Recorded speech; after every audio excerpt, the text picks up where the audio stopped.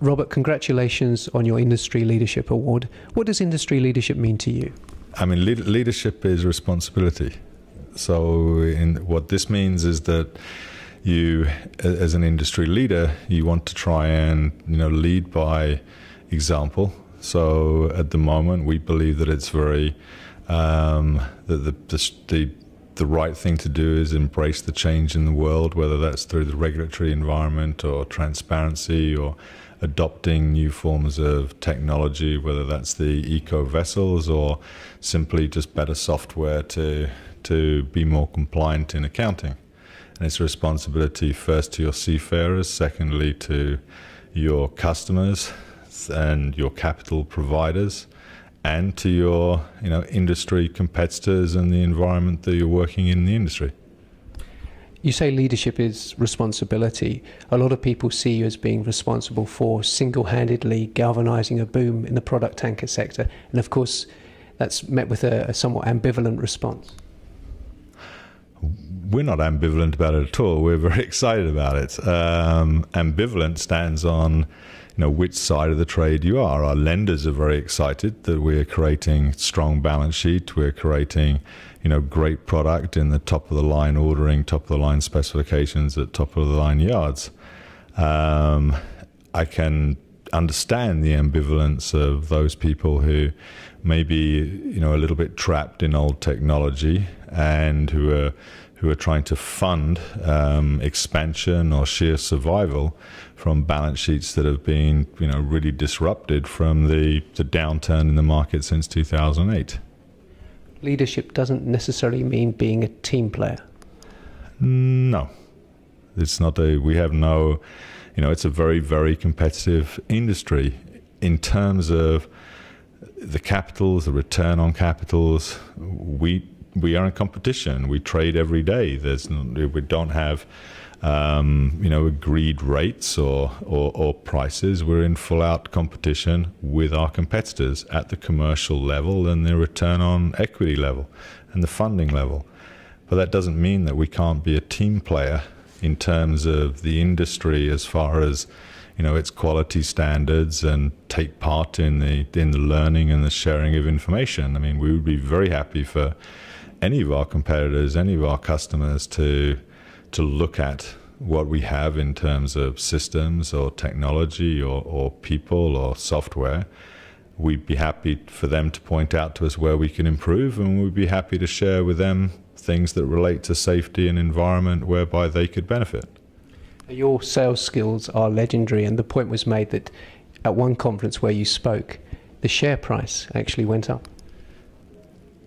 That's nice when that happens.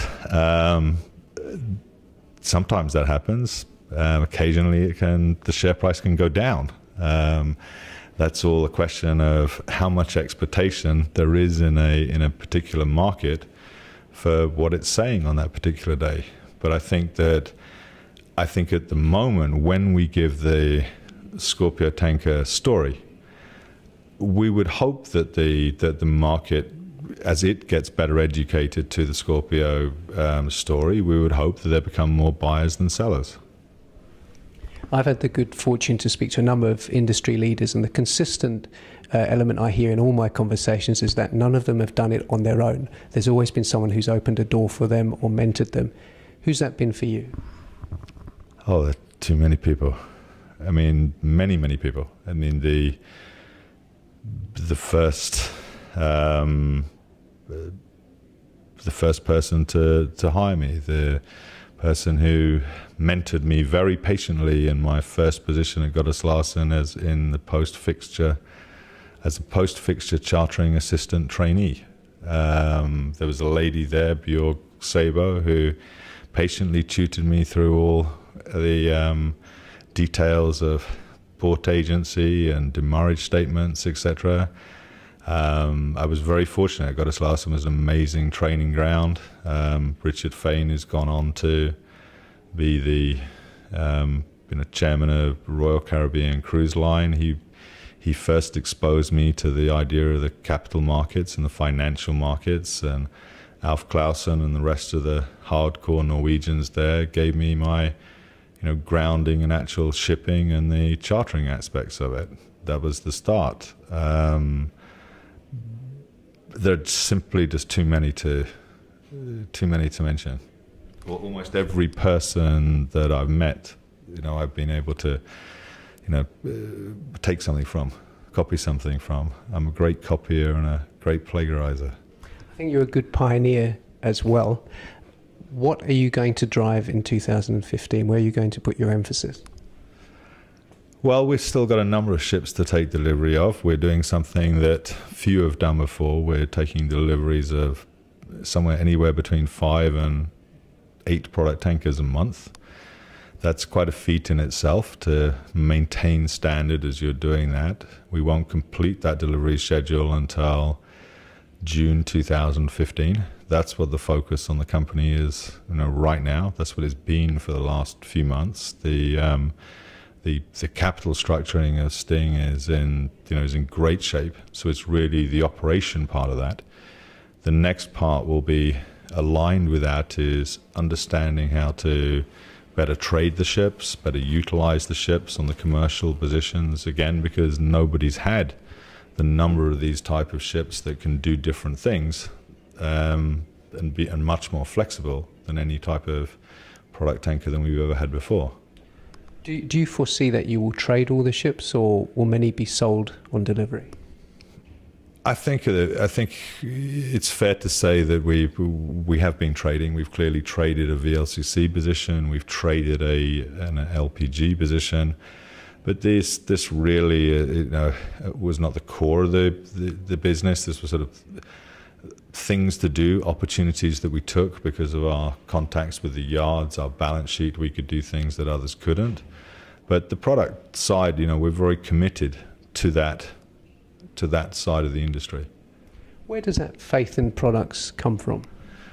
The secular change in the trade routes and the demand side, that it's an explosion of different trade routes, whether it's carrying vegetable oils, whether it's carrying palm oils, whether it's the base products. They're all the first times. I mean, the first time we fix a ship from Korea to Australia, the first time we fix a ship from the US Gulf to Asia, the first time that we fixed gasolines and mixed aromatics into China. The world is changing for the product market. 10 years ago, there were very few trade routes. It was either, into Caribbean or into Europe or AG to Japan. Now, you can triangulate these ships on multiple trades in multiple countries. And the simple thing is that the refinings are changing from being on the customer's doorstep to being further away. Opening up the Middle East, you're opening up India for export. Other countries are changing. Australia is becoming more of an importer of products as opposed to crude. As I said, China for the first time is reaching a level of refining capacity where it's having, it's either short gasoline and long diesel on certain days. And you've got this amazingly great diversified trade, articulated trade, along with headline demand in total product demand as a result of world GDP, particularly in the developing countries. Finally, Robert, you're a first-time attendee of the Tanker Shipping and Trade Conference. You attend a lot of conferences. What are your impressions? I think it's great. I really, really enjoyed it. I think that it's, for me, I've learned a lot. And I think it's a really, for one of another phrase, it's a genuine and sincere conference. The panelists that I've listened to, the presentations I listened to, people who are genuinely and sincerely putting forward really positive changes and ideas in the industry, rather than, just let's say a self-serving marketing, aspect that in a way is very predictable. You don't actually have to see the panelists to know what they're going to say.